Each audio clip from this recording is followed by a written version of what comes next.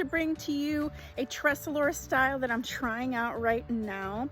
This is Casual Curl, and I have her in the color 747T, I believe. And she's really cute.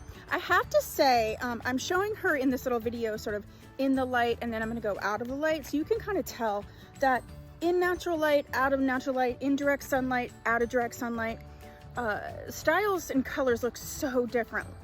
But the thing that I really like about this is it is giving me a little bit of volume. It's giving me a little bit of fullness, and I really love that. I have to say that I did mess with her a little bit to get her like this. So out of the box, I think she could potentially look a little bit different depending on, you know, which one you get and how you mess with her. But see, she does have the lace front monofilament in the front and along through the part. So I feel like she's pretty versatile. Like, ooh, that's cute.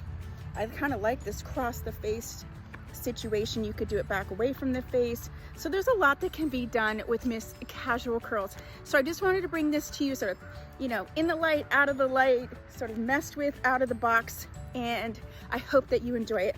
You can contact me or visit tmwigs.com to purchase this style. It comes in many, many colors, and I'll see you soon.